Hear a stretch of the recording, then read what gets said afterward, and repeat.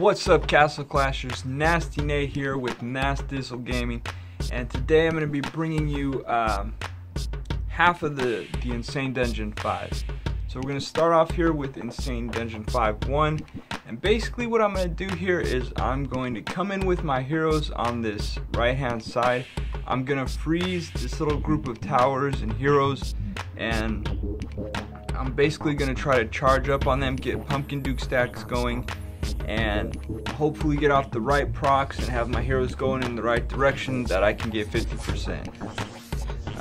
And that's really all I'm trying to do with these. I'm just trying to get to the end so I can get to 5-10 and start farming those shards.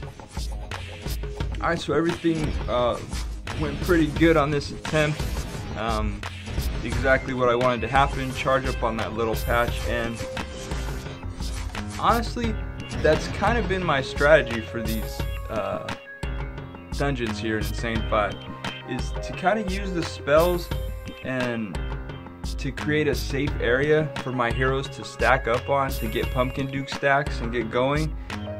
Usually I'll have a tank, either Dreadrake, Skull Knight, sometimes Golem, just to absorb that initial shock of damage that usually comes from towers, but sometimes some of the heroes. And Golem's nice because he can give a little extra protection as well, but usually I'll have one of those guys that I drop down first. And then I've been using Guardians a lot to either distract the other heroes from hitting my heroes so they can last longer, or just to take arrow shots or absorb the procs from the other heroes, and it has been helping a lot. Yeah, and other than that, it's just hoping my guys stay alive, hope they get good procs, hope their pathing is good. By that I mean I hope they like stay together, don't wander off and die. So a lot of it is just getting lucky. So this is the second one, 5-2, and basically I'm using the same strategy, but this time I'm gonna come in from the bottom here, and I'm gonna use that Skull Knight to kind of charge up on, try to get my Pumpkin Duke stacks going. And what I'm gonna do here is freeze these towers that cannon tower, these stun towers. Stun towers are such a big problem. That's really part of creating that safe entry, is eliminating that threat of just being stunned forever before you can get your heroes going. So you can see there, all that's frozen, charged up, and just hoping for good procs, really hoping my heroes stay together. A lot of times that Skull Knight would die way too early for me, and I was having a big problem with that. But this time he lasted long enough. I got off good procs, got the 2 flame, and that's what I was looking for. So I find that a lot of times on these dungeons, because you're seeing the one good attempt out of like, I don't know, 50 failed attempts. There's like such a big chance for it to just go completely wrong in the beginning, and you just get like 1% or, you know, like 5%, something terrible like that. And that happens so many times, it's ridiculous. But you know, you just keep refining your strategy, try different heroes a little bit, try different locations, drop your heroes in different orders, put your spells down in different order, use different troops, you know, just keep mixing it up, keep making little tweaks here and there, and eventually you get the victory.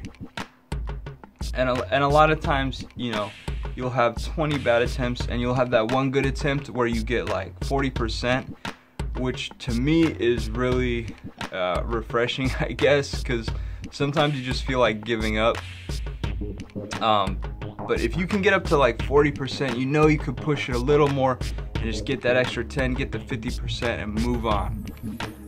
This dungeon, you're gonna see me fail right here because for whatever reason I was not recording my success, which I was really good about doing, but I just happened not to do it this time. Oh well, I'm not gonna go back and do it again. I did basically the exact same thing. I used the Guardians a lot on this one, but you know, I recorded like so many of these that ended in that failure, so one time it was successful. Alright. And that's what I would do after every one. Like, it was just like, I would go, I'd fail, I'd go recharge my Guardians, then I'd wait another 15 minutes, come back, try again. Yep. And there were times when I was extremely discouraged. Like I would get like 45%, and then just like half a day of attempts would go by with like less than 10%. Something ridiculous like that, you know. But if you just keep trying, and you're that close, you know you can make it, you're gonna get there. You just gotta keep trying. All right, next one, 5-4. Let's see, which one is this? Okay, so this one, I had tried coming in, basically it's divided into 4 different patches. I had tried coming in at the corner of each of these, left, right, top, bottom. It didn't really seem to make too much of a difference where I came in from. I was able to get over 40% coming in from any direction. I think this just happened to be the one I was focusing on when I was able to get the victory, more than 50%.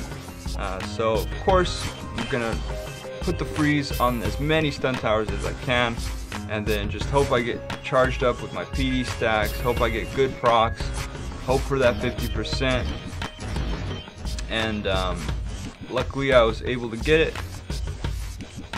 So yeah. So I'm definitely relying a lot on like Santa Boom, Minotaur, Spirit Mage, those characters that are able to get a high percentage without having to move across the map. They can just, as long as they can get to proccing, they're gonna do their damage, and I'm just hoping they do it in the right place.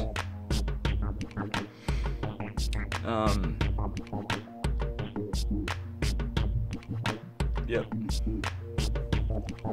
So again, I can't stress enough how many times that I had to do these attempts to get a successful one. It was literally like almost every 15 minutes for over a day. Like, I would wake up at night and be like, oh, I got an attempt, so let's go ahead. And it paid off. It did pay off. Okay, so this one's about over. We're gonna get into the last one here, 5-5. And this is gonna be the last one we're gonna look at, because 5-6, I am just stuck on that. And I'll talk about that in a second, but let's go ahead and look at 5-5. Try to remember what I did here.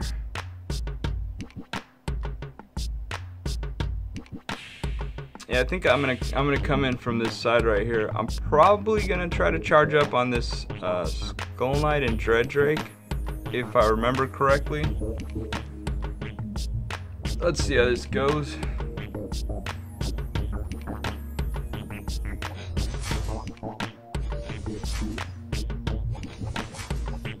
Okay, so I got all those towers frozen. Yep, charging up on that Skull Knight. Dropping in the chapters.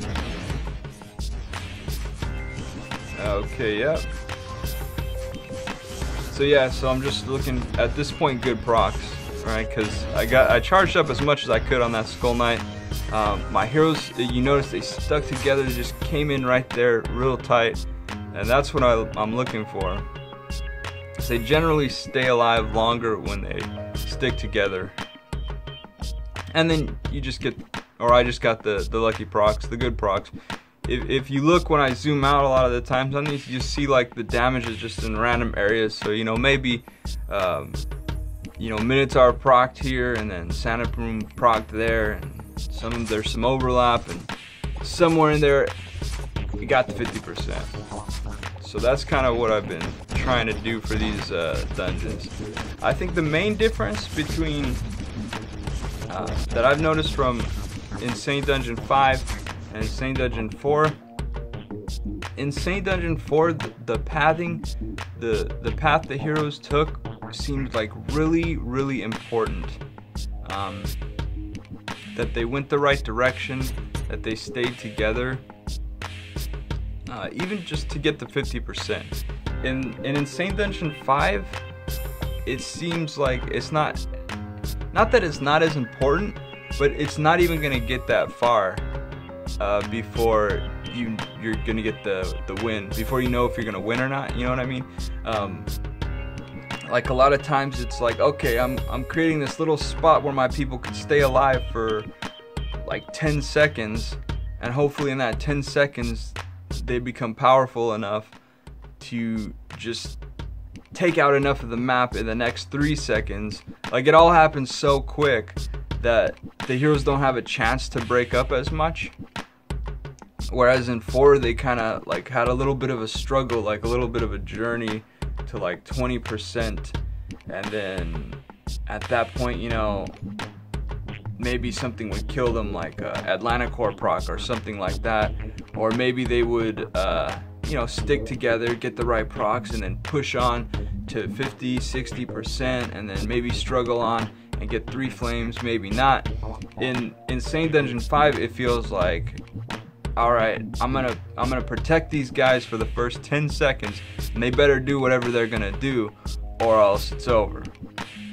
And there are so, like, oh my gosh, I can't tell you, there are countless times where I'm doing exactly what I'm doing in these videos, and putting everybody down, using my spells, dropping guardians or whatever, and they just die. 2%, 2%, 2%, 1%, 3%.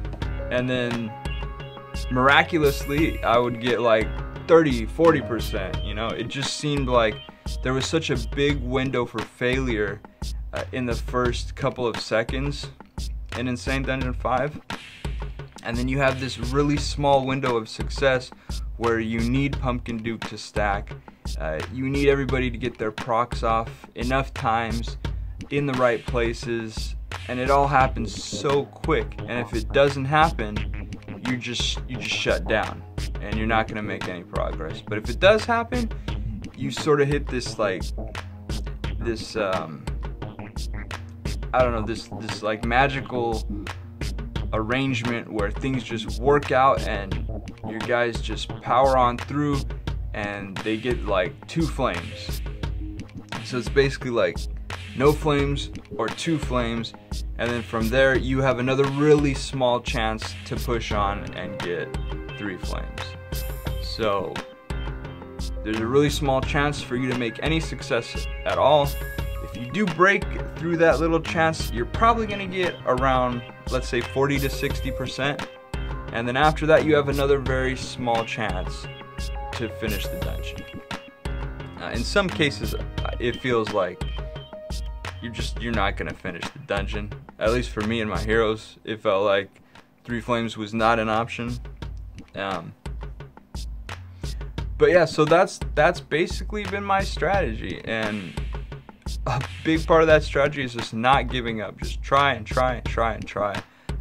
Eventually, you know, I came to the point on 5-6 where I was like, alright, you know, I've been doing this for like 3 or 4 days. I'm really not making any progress. I've dropped at every spot I could imagine.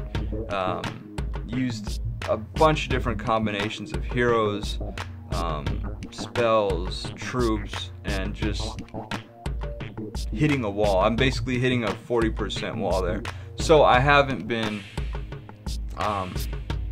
really been doing 5-6 runs lately, but I've just been focusing on working on my team, trying to get my main heroes that I'm using for these dungeons up a little bit more, up their skill a little bit more, and then I'll come back and I'll try to get through 5-6, and I'm sure, you know, the rest of the way up will follow behind that. Because a lot of times in these insane dungeons, there's like a really hard one, and then the next ones might not be as hard. See, you know, their order isn't always in order from easiest to hardest. Sometimes you just hit a really tough spot.